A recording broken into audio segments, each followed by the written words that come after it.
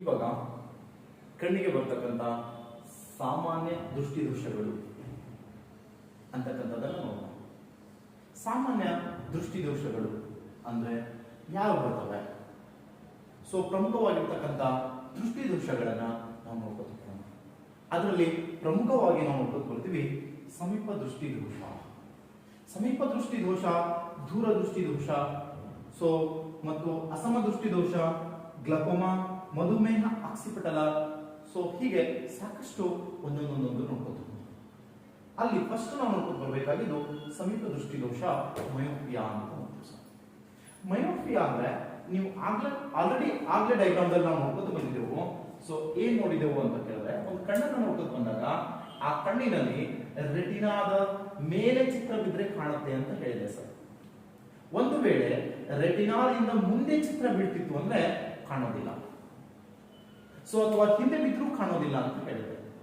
ಹಾಗಾದ್ರೆ ಈ ಸಮೀಪ ದೃಷ್ಟಿ ದೋಷವನ್ನ ಕುರಿತು ಯಾವ ರೀತಿ ನೆನಪಿಟ್ಕೋಬೇಕು, ಯಾವ ರೀತಿ ಕ್ವಶನ್ಸ್ ಅನ್ನ ಕೇಳ್ತಾನೆ ಅನ್ನೋದು ನಿಮ್ಗೆ ಗೊತ್ತಿರಲಿ.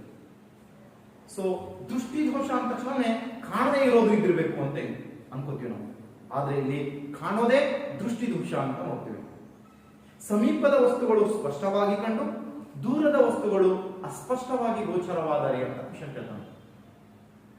ಸಮೀಪದ ವಸ್ತುಗಳು ಸ್ಪಷ್ಟವಾಗಿ ಕಂಡು ದೂರದ ವಸ್ತುಗಳು ಅಸ್ಪಷ್ಟವಾಗಿ ಕಂಡರೆ ಅದನ್ನೇ ನಾವು ಸಮೀಪ ದೃಷ್ಟಿ ದೋಷ ಅಂತ ಕಾಣ್ತೀವಿ.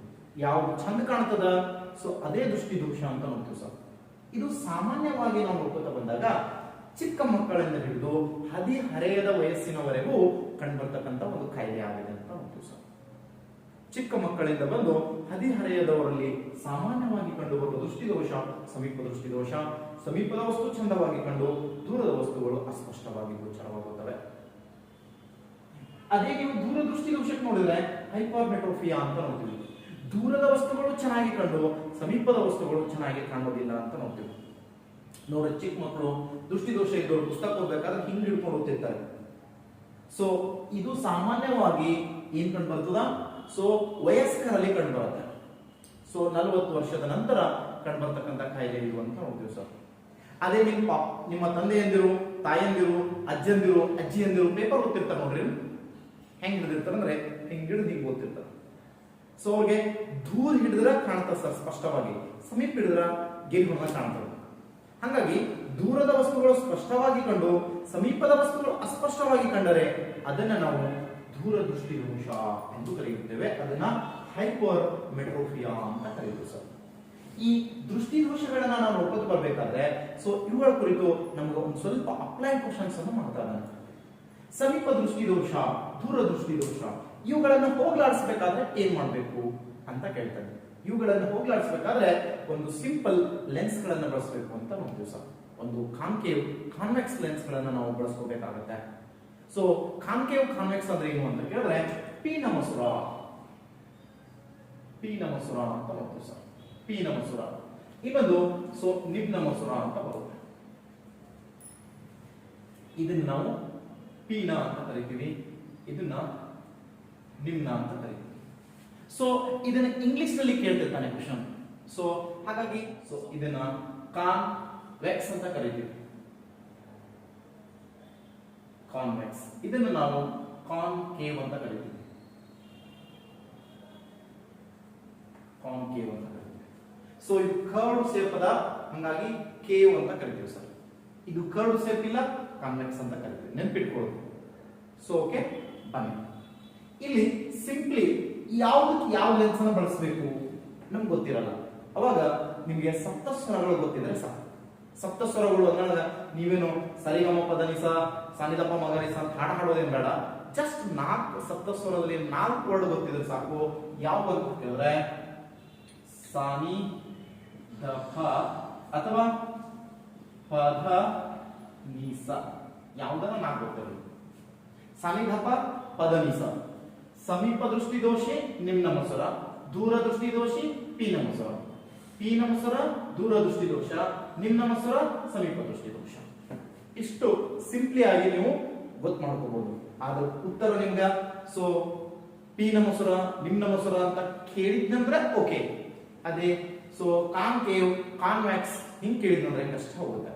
ಹಂಗಾಗಿ ಅಥವಾ ಡಿಸೀಸ್ ಅನ್ನ ಕನ್ನಡದಲ್ಲಿ ಕೊಡಲಾಗುವ ಒಂದೊಂದ್ಸಲ ಸಮೀಪ ದೃಷ್ಟಿ ದೋಷ ಅನ್ನಲ್ಲ, ಮಯೋಫಿಯಾಕ್ಕೆ ನಾವು ಯಾವ ಲೆನ್ಸ್ ಅನ್ನ ಬಳಸಬೇಕು ಅಂತ ಕೇಳ್ತಾನೆ. ಸೊ ಮಯೋಫಿಯಾ ಅಂದ್ರೆ ಏನು ನೆನಪಿಡಬೇಕು? ಸೊ ಮತ್ತೆ ಸಮೀಪ ದೃಷ್ಟಿ ದೋಷ, ಸೊ ದೂರ ದೃಷ್ಟಿ ದೋಷ, ಹೈಪರ್ಮೆಟ್ರೋಪಿಯಾ, ಈ ಎರಡು ಕಾನ್ಸೆಪ್ಟ್ ಗೊತ್ತಿರಬೇಕು. ಅದ್ರ ಜೊತೆಗೆ ಈ ಲೆನ್ಸ್ ಗಳು ಇಂಗ್ಲಿಷ್ ನಾಗ ಏನಂತಾರೆ ಅಂತ ಗೊತ್ತಿರಬೇಕು. ಇದನ್ನ ಕರ್ವ್ ಶೇಪ್ ಇರೋದಕ್ಕೆ ಕಾನ್ಕೇವ್, ಸೊ ಇದು ಕಾನ್ವೆಕ್ಸ್ ಅಂತ ಕರೀತೀವಿ. ಹಾಗಾದ್ರೆ ಈಗ ಹೇಳಿ ನೋಡೋಣ. ಸೊ ಸಮೀಪ ದೃಷ್ಟಿ ದೋಷಕ್ಕೆ ಏನ್ ಬಳಸ್ಬೇಕ್ರಿ? ಎಸ್, ಸಮೀಪ ದೃಷ್ಟಿ ದೋಷಕ್ಕೆ ಸಾನಿ ಅಂದ್ರೆ ನಿಮ್ನ ಮಸೂರವನ್ನ ಬಳಸಬೇಕು, ಕಾನ್ಕೇವ್ ಅನ್ನ ಬಳಸಬೇಕು ಅಂತ ನೋಡ್ತೀವಿ ಸರ್. ಅದೇ ದೂರ ದೃಷ್ಟಿ ದೋಷಕ್ಕೆ ಏನ್ ಬಳಸಬೇಕು? ದಪ ಅಂದ್ರ ಪೀನ ಮಸೂರವನ್ನ ಬಳಸಬೇಕು ಸರ್. ಇದಕ್ಕೆ ಬಳಸಬೇಕು. ಇದು ಬಿಟ್ರೆ ಮತ್ತೊಂದು ಏನು ಅಪ್ಲೈಡ್ ಕ್ವಶನ್ ಕೇಳ್ಬೋದು ಇಲ್ಲಿ ಅಂತ ಕೇಳ್ತಾನೆ. ಸೊ ಒಂದು ಕೇಳ್ಬೋದು, ಏನ್ ಕೇಳಿದಾನೆ ಅಂತ ಕೇಳಿದ್ರೆ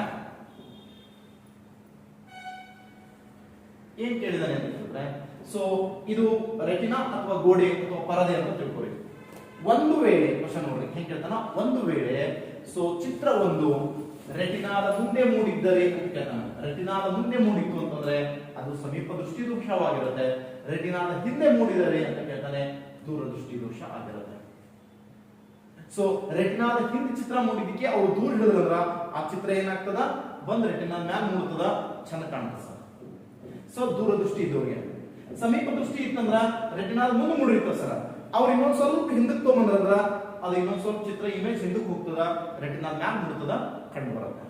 ಇಷ್ಟೇ ಸಿಂಪಲ್ ಆಗಿರ್ತಕ್ಕಂಥ ಕಾನ್ಸೆಪ್ಟ್. ಸೊ ಸಮೀಪ ದೃಷ್ಟಿ ದೋಷ, ದೂರ ದೃಷ್ಟಿ ದೋಷ ಅಂದ್ರೆ ನಿಮ್ಗೆ ಗೊತ್ತಿರಬೇಕಾಗಿದೆ. ಇನ್ನ ಸೊ ಮುಂದಿನ ನೋಡೋಣ, ಅಸಮ ದೃಷ್ಟಿ ದೋಷ ಅಂತ ಕೇಳ್ತಾನೆ. ಅದನ್ನ ಅಸ್ಟಿಗ್ಮಾಟಿಸಮ್ ಅಂತ ಕೂಡ ಕರೀತೀವಿ. ಅಸಮ ದೃಷ್ಟಿ ದೋಷ ಅಥವಾ ಅಸ್ಟಿಗ್ಮಾಟಿಸಮ್ ಅಂದ್ರೆ ಸೊ ಅದು ಹೇಗೆ ಕಾರ್ಯ ಮಾಡುತ್ತೆ? ಸೊ ಅವು ಏನಾಗಿರುತ್ತೆ ಅಂತ ಕೇಳಿದ್ರೆ, ಒಂದು ಸಮತಟ್ಟಾದ ಒಂದು ಪ್ರದೇಶವನ್ನು ತಿಳ್ಕೊಳ್ಳಿ, ಅದ್ರ ಮೇಲೆ ಒಂದು ಎರಡು ವಸ್ತು ಇಟ್ಟಿವಿ ಸರ್. ಸಮತಟ್ಟಾದ ಪ್ಲೇಸ್ ಅದ, ಅದ್ರ ಮೇಲೆ ಅಕ್ಕಪಕ್ಕದಾಗ ಎರಡು ವಸ್ತು ಇಟ್ಟಿವಿ ಅಂತಂದ್ರೆ ಸೊ ನಾವು ಸಾಮಾನ್ಯವಾಗಿ ನೋಡಿದ್ರೆ ಎರಡು ಜೊತೆ ಜೊತೆಲಿ ಇದ್ದಂಗೆ ಕಾಣ್ತವೆ, ಸಮನಾಗಿ ಕಾಣ್ತವೆ. ಆದ್ರೆ ಇವ್ರು ಏನಾರ ಆ ವಸ್ತುಗಳನ್ನು ನೋಡಿದ್ರೆ ಒಂದು ಹೈಟ್ ಒಂದು ಡೌನ್ ಕಾಣ್ತದೆ, ಒಂದು ಅಪ್ ಒಂದು ಡೌನ್, ಅಥವಾ ಒಂದ್ ಮುಂದೆ ಒಂದ್ ಹಿಂದೆ ಕಾಣುತ್ತೆ. ಅಂದ್ರೆ ಅಸಮವಾಗಿ ಕಾಣುತ್ತೆ. ಸಮತಟ್ಟಾದ ಪ್ರದೇಶದ ಮೇಲಿರುವ ವಸ್ತುಗಳು ಅಸಮವಾಗಿ ಕಂಡರೆ ಅದನ್ನೇ ನಾವು ಅಸಮ ದೃಷ್ಟಿ ದೋಷ ಅಥವಾ ಅಸ್ಟಿಗ್ಮಾಟಿಸಮ್ ಅಂತ ಕರೀತೀವಿ ಸರ್. ಸೊ ಇದು 60 ವಯಸ್ಸಿನ ನಂತರ ಆತ ಸರ್. ಅದಕ್ಕೆ ಮುದುಕರು ನೋಡ್ರಿ, ನೆಟ್ ಮನ್ಯಾಗ ಸಾಪ್ ನೆಲ ಇತ್ತು ಮುರ್ಕೊಂಡ್ರ ಕಾಲ ಹತ್ತ ಸರ್. ನಿಜವಾಗ್ಲು ಸೊ ಕಾಲ್ ಮುರ್ಕೊಂಡ ಮುದುಕರಂದ್ರ ಸಾಪ್ ನೆಲ್ಲಗೆ ಮುರ್ಕೊಂಡಿರ್ತಾರ ಸರ್. ತೆಗ್ಗ ಒಡ್ಡ ಇದನ್ನ ಮುರ್ಕೊಳ್ಳಲ್ಲ, ಯಾಕಂದ್ರೆ ತೆಗ್ಗ ಒಡ್ಡಗ ಬಹಳ ಸೂಕ್ಷ್ಮವಾಗಿ ಹೆಜ್ಜೆ ಇಟ್ಕೊತ ಹೋಗ್ತಿರ್ತಾರ, ಅಲ್ಲಿ ಅವ್ರು ಬೀಳಲ್ಲ. ಅದ ಸಾಪ್ ನೆಲ ಇರ್ತಂತೆ ನಡ್ಕೋತ ಹೋಗ್ತಿರ್ತಾರ, ಒಮ್ಮೊಮ್ಮಲಿಗೆ ರಸ್ತೆ ಅಡ್ಡತ್ತಿದ್ದ ಕಂಡ್ಬಿಡ್ತದ, ಅಲ್ಲೋಗ ಅವ್ರು ಬಿದ್ದು ಕಾಲ್ ಮುರ್ಕೋತಿರ್ತಾರ ಅಂತ ನೋಡ್ತೀವಿ. ಇದು ಸಾಮಾನ್ಯವಾಗಿ ವಯಸ್ಕರಲ್ಲಿ ಕಂಡು ಬರುತ್ತೆ ಸರ್. ಇವ್ರಿಗೆ ಯಾವ ಲೆನ್ಸ್ ಅನ್ನು ಬಳಸ್ತಾರೆ ಅಂತ ಕೇಳ್ತಾನೆ. ಸೊ ಇವ್ರಿಗೆ ಸಿಲಿಂಡರ್ ಕನ್ ಅಂತಕ್ಕಂತ ಒಂದು ಮಸೂರವನ್ನು ಬಳಸ್ತೀವಿ ಅಂತ ನೋಡ್ತೀವಿ ಸರ್. ಇವ್ರಿಗೆ ಸಿಲಿಂಡರ್ ಕನ್ ಅಂದ್ರ ದಪ್ಪನೆಯ ಸೊ ಒಂದು ಮಸೂರವನ್ನು ಬಳಸ್ತೀವಿ ಅಂತ ನೋಡ್ತೀವಿ. ಒಂದು ಕಣ್ಣಿನ ಮಸೂರ ದಪ್ಪಿರ್ತದ, ಇನ್ನೊಂದು ತಿಳು ಇರ್ತದ ಸರ್. ಸೊ ಆ ಅಸ್ಟಿಗ್ಮಾಟಿಸಮ್ ಅಸಮಾನತೆಯನ್ನು ಹೋರಾಡ್ಸಕ್ಕೆ ಸೊ ಯಾವ ಕಣ್ಣಿನ ಒಂದು ಮಸೂರ ಜಾಸ್ತಿ ಸೌದಿರುತ್ತೋ ಅದಕ್ಕೆ ದಪ್ಪನೆಯ ಮಸೂರವನ್ನು ಹಾಕಿರ್ತಾರೆ. ಸೊ ಇಲ್ಲಿ ಸಿಲಿಂಡರಿನ ಆಕಾರದ ದಪ್ಪನೆಯ ಟೊಳ್ಳಾದ ಮಸೂರವನ್ನು ಬಳಸುವ ಮೂಲಕ ಈ ಅಸಮ ದೃಷ್ಟಿ ದೋಷವನ್ನು ಹೋಗ್ಲಾಡಿಸ್ತೀವಿ. ಸೊ ನಿಮ್ಮ ಮನೆಯಲ್ಲಿ ಯಾರು 60 ವಯಸ್ಸಿನ ಮೇಲ್ಪಟ್ಟವರದಂದ್ರೆ ಒಂದ್ಸಲ ಅವ್ರಿಗೆ ಐ ಚೆಕ್ ಮಾಡಿಸ್ಕೊಂಬರಿ ಸರ್. ಕಣ್ ಚೆಕ್ ಮಾಡಿಸ್ಕೊಂಬಂದು ಚಸ್ಮಾ ತಂದು ಕೊಡ್ರಿ. ದಯವಿಟ್ಟು ಅವ್ರು ಹಾಕೊಂಡ್ ತಿರ್ಗಾಡತ್ ಹೇಳ್ರಿ. ಅವ್ರು ಕಾಲು ಮುರ್ಕೊಂಡು ಸಾಯೋದು ಕಡಿಮೆ ಆಗುತ್ತೆ. ಇಲ್ಲೇನಂದ್ರೆ ಕಾಲು ಮುರ್ಕೋತಾರೆ, ಸೊ ಆ ವಯಸ್ಸಲ್ಲಿ ಅದು ಕೂಡಕ್ಕಾಗಲ್ಲ, ಸೊ ಏನು ಮಾಡಕ್ಕಾಗಲ್ಲ, ಮತ್ ಹೊಳಿ ಸೊ ಅದರಿಂದನೇ ಸಫರ್ ಆಗಿ ಡೆತ್ ಆಗೋ ಸಂಭವನೀಯತೆಗಳು ಇರ್ತವೆ ಅಂತ ನೋಡ್ತೀವಿ. ಸೊ ಇನ್ನು ನೆಕ್ಸ್ಟ್ ನಾವು ನೋಡ್ತಕ್ಕಂಥದ್ದು ಗ್ಲಾಕೋಮಾ. ಸೊ ಗ್ಲಾಕೋಮಾ ಅಂತ ಕರೀತೀವಿ ಸರ್. ಗ್ಲಾಕೋಮಾ ಅಂದ್ರೆ ಏನು? ಸೊ ಇದು ಯಾವ ರೀತಿ ಒಂದು ಕಾಯಿಲೆ ಅಂತ ಕೇಳಿದ್ರೆ ಕಣ್ಣು ಒರಟಾಗುವ ಅತ್ಯಂತ ಭಯಾನಕ ಕಾಯಿಲೆ ಇದು ಅಂತ ನೋಡ್ತೀವಿ ಸರ್. ಸೊ ಇದು ಸಾಮಾನ್ಯವಾಗಿ 40 ವಯಸ್ಸಿನ ನಂತರದಲ್ಲಿ ಕಂಡುಬರ್ತಕ್ಕಂಥ ಕಾಯಿಲೆ ಆಗಿದೆ. ಈ ಕಾಯಿಲೆ ಇತ್ತು ಅಂತ ತಿಳ್ಕೊರಿ, ಸ್ವಲ್ಪ ನೀವು ನಮ್ಮನ್ನ ಅಬ್ಸರ್ವ್ ಮಾಡೋಣ. ನಿಮ್ಮ ಮನೆಯಲ್ಲಿರುವ ವಸ್ತುಗಳನ್ನ ಸ್ವಲ್ಪ ಕಣ್ಣನ್ನ ಹಿಂಗೆ ಓರೆ ಹಿಡಿದು ನೋಡ್ರಿ ಯಾವ್ದಾದ್ರು ಒಂದ್ ಕಡೆ ನೋಡಿ. ಎಸ್, ಹೇಗೆ ಅನಿಸ್ಲಾತದ್ರಿ? ಒಂದ್ ಚಿತ್ರ ಇದೆ, ಅದು ಸುತ್ತ ಡಸ್ಟ್ ಆಗಿರ್ತಕ್ಕಂಥ ಬಣ್ಣ ಬಣ್ಣದ ಇತರೆ ಚಿತ್ರಗಳ ಕಣ್ಣಂಗ ಆಗ್ತದೆ. ನಿಮ್ಮ ಮನೆಯಲ್ಲಿ ಏನಾದ್ರು ದೀಪ ಇತ್ತಂದ್ರೆ ಸೊ ಅದನ್ನ ಒಂದ್ ಸ್ವಲ್ಪ ಕಣ್ಣನ್ನು ಈ ರೀತಿ ಓರಿ ಹಿಡಿದು ನೋಡಿದ್ರೆ ಅದ್ರ ಸುತ್ತ ಸಣ್ಣ ಸಣ್ಣ ಚುಕ್ಕಿ ಚುಕ್ಕಿ ಚುಕ್ಕಿ ಚುಕ್ಕಿ ಚಿತ್ರ ಕಣ್ಣಂಗ ಆಗ್ತದೆ ಸರ್. ಆ ರೀತಿ ಚುಕ್ಕಿ ಚುಕ್ಕಿ ಚಿತ್ರ ಕಣ್ಣಂಗ ಆಗೋದನ್ನೇ ನಾವು ಗ್ಲಾಕೋಮಾ ಅಥವಾ ಕಣ್ಣು ಒರಟಾಗುವಿಕೆ ಅಂತ ಕರೀತೀವಿ ಸರ್. ಈ ಒಂದು ದೃಷ್ಟಿದೋಷ ಅಂತ ಬಂದಾಗ ಸೊ ನಿಶಾಂತತೆ ಅಥವಾ ಇರುಳುಗುರುಡುತನ ಅಂತ ನೋಡ್ತೀವಿ ಸರ್. ಅದನ್ನ ನಾವು ನೈಟ್ ಬ್ಲೈಂಡ್ನೆಸ್ ಅಂತ ಕೂಡ ಕರೀತೀವಿ.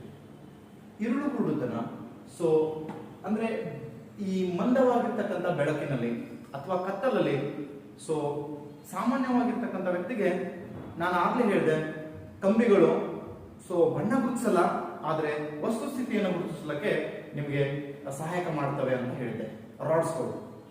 ಆದರೆ ಇವ್ರಿಗೆ ಆ ಟೈಮಲ್ಲಿ ಈ ಬೆಳದಿಂಗಳು ಸ್ವಲ್ಪ ಹೋಯ್ತು ಅಂತಂದ್ರೆ, ഇരുಳಾಯ್ತಂದ್ರೆ, ಸಂಜೆ ಆಯ್ತಂದ್ರೆ, ಕತ್ಲಾಯ್ತಂದ್ರೆ ಹೊಟ್ಟೆ ಮುಂದಿನ ವಸ್ತುಗಳು ಗೋಚರ ಆಗಲ್ಲ. ಇಂತಹ ಕಾಯಿಲೆಯನ್ನು ನಾವು ಹೆಂಗ್ ಕರಿತೀವಿ ಅಂತ ಕೇಳಿದ್ರೆ ಸೊ ನಿಶಾಂತತೆ ಅಥವಾ ಇರುಳುಗುರುಡುತನ ಅಂತ ಕರಿತೀವಿ. ಇದಕ್ಕ ಕಾರಣವನ್ನ ನಾವು ನೋಡ್ತಾ ಬಂದಾಗ ವಿಟಮಿನ್ ಎ ಕೊರತೆಯಿಂದ ಈ ರೋಗ ಕಂಡು ಬರುತ್ತೆ ಅಂತ ನಾವು ನೋಡ್ತೀವಿ. ವಿಟಮಿನ್ ಎ ಕೊರತೆಯಿಂದ ಅಥವಾ ಅನ್ನಾಂಗ ಎ ಕೊರತೆಯಿಂದ ಈ ರೋಗ ಬರುತ್ತೆ ಅಂತ ನೋಡ್ತೀವಿ. ಹಾಗಾದ್ರೆ ಈ ರೋಗ ಬರಬಾರ್ದಾದ್ರೆ ಏನ್ ಮಾಡ್ಬೇಕು ಸರ್ ನಾವು ಅಂತ ಕೇಳಿದ್ರೆ ವಿಟಮಿನ್ ಎ ಇರ್ತಕ್ಕಂಥ ವಸ್ತುಗಳನ್ನ ಹೆಚ್ಚಾಗಿ ತಿನ್ಬೇಕಷ್ಟೇ. ಸೊ ಹಾಗಾದ್ರೆ ಯಾವ್ದ್ರಾಗ ಸರ್? Good question. ನಾವು ಮಾಡ್ಕೊಂಡಾಗ ಇಲ್ಲಿ ಕ್ಯಾರೆಟ್ ಅಂತ ನೋಡ್ತೀವಿ ಸರ್, ಗಜ್ಜರಿಯಲ್ಲಿ ಜಾಸ್ತಿ ವಿಟಮಿನ್ ಎ ಇರುತ್ತೆ. ಪರಂಗಿ ಹಣ್ಣು ಅಂತ ನೋಡ್ತೀವಿ, ಪಪಾಯಿ ಹಣ್ಣು, ಆ ಪರಂಗಿ ಹಣ್ಣಿನಲ್ಲಿ ಸೊ ಹೆಚ್ಚಾಗಿ ಈ ವಿಟಮಿನ್ ಇರುತ್ತೆ. ಗಿಣ್ಣ ಅಂತ ಕರಿತೀವಲ್ಲ, ಗಿಣ್ಣದಲ್ಲಿದೆ. ಸೊ ಮತ್ತು ಬಾಸುಮತಿ ಅಕ್ಕಿ ಅಥವಾ ಗೋಲ್ಡನ್ ರೈಸ್ ಅಂತ ಕರಿತೀವಲ್ಲ, ಸೊ ಬಾಸುಮತಿ ಅಕ್ಕಿ ತಿಂದ್ರೆ ಸಾಮಾನ್ಯವಾಗಿ ಸಿಗ್ತಕ್ಕಂಥ ವಿಟಮಿನ್ ಇದು ಅಂತ ನೋಡ್ತೀವಿ ಸರ್. ಅಥವಾ ಸೋನಾ ಮಸೂರಿ ಅಥವಾ ಗೋಲ್ಡನ್ ರೈಸ್ ಅಂತ ಕರಿತೀವಿ. ಅವುಗಳನ್ನು ತಿನ್ನೋದ್ರ ಮೂಲಕ ಕೂಡ ನಿಮ್ಗೆ ಏನ್ ಸಿಗುತ್ತೆ?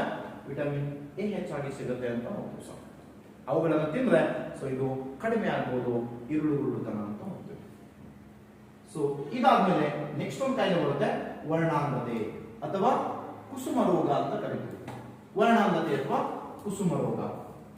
ಸೊ ಇದನ್ನು ನಾವು ಕಲರ್ ಬ್ಲೈಂಡ್ನೆಸ್ ಅಂತ ಕೂಡ ಕರಿತೀವಿ ಸರ್. ವರ್ಣಾಂಧತೆ ಅಥವಾ ಕುಸುಮ ರೋಗವನ್ನು ನಾವು ಏನ್ ಕರಿತೀವಿ ಅಂತ ಕೇಳಿದ್ರೆ ಸೊ ವರ್ಣಾಂಧತೆ ಅಂತ ಕೂಡ ಕರಿತೀವಿ ಸರ್. ವರ್ಣಾಂಧತೆ ಅಂದ್ರೆ ಏನು ನಮ್ಗೆ ಗೊತ್ತಿರಬೇಕು. ಸೊ ವರ್ಣಾಂಧತೆ ಅಂತಂದ್ರೆ ಸಾಮಾನ್ಯವಾಗಿ ಎಲ್ಲರಿಗೂ ಎಲ್ಲಾ ಬಣ್ಣಗಳ ನಡುವಿನ ವ್ಯತ್ಯಾಸವನ್ನ ಗುರುತಿಸ್ತೀವಿ. ಆದ್ರೆ ಇದು ಈ ಕಾಯಿಲೆಯಿಂದ ಬಳಲತಕ್ಕಂಥವ್ರಿಗೆ ಎರಡು ಗೊತ್ತಾಗಲ್ಲ ಸರ್.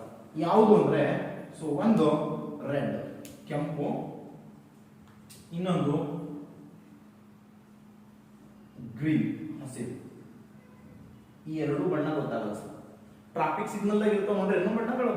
ಎಸ್, ಸ್ಟಾಪ್ ಯಾವ ಬಣ್ಣ ಹೇಳುತ್ತೆ? ರೆಡ್.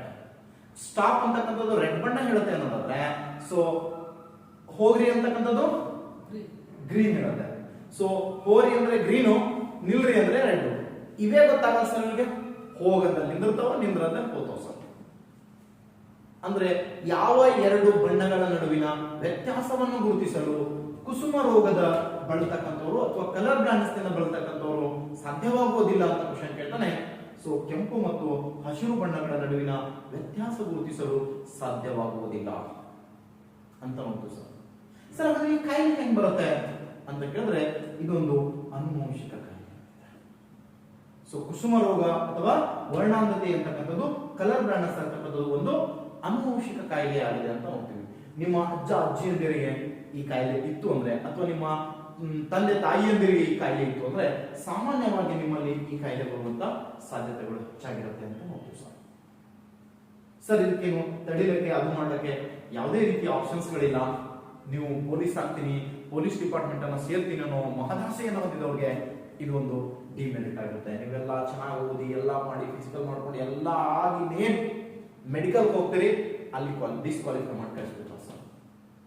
ಸೊ ವರ್ಣಾಂಧತೆ ನಮ್ಗೆ ಇದೇನೋ ಇಲ್ಲೋ ಅಂತ ನಮ್ಗೆ ಗೊತ್ತಾಗಲ್ಲ ಸರ್. ಅಂದ್ರೆ ಟ್ರಾಫಿಕ್ ಸಿಗ್ನಲ್ ನೋಡ್ತೀವಿ ಸರ್ ನಮ್ಗೆಲ್ಲ ಸೊ ಕಾಣ್ತವೆ ಅಂತ ಕೇಳಿದ್ರೆ ಅದೇ ಕ್ವಶನ್ ಕೇಳಿ ಸರ್ PSI ವರ್ಣಾಂಧತೆಯಿಂದ ಬಳಲ್ತಕ್ಕಂಥವ್ರಿಗೂ ಕೂಡ ಕಲರ್ ಬ್ಲೈಂಡ್ನೆಸ್ ಇಂದ ಬಳಲ್ತಕ್ಕಂಥವ್ರಿಗೂ ಕೂಡ ಟ್ರಾಫಿಕ್ ಸಿಗ್ನಲ್ ಗಳಲ್ಲಿನ ಸೊ ಬೀದಿ ದೀಪಗಳಲ್ಲಿನ ದೀಪ ಗೋಚರವಾಗುತ್ತವೆ.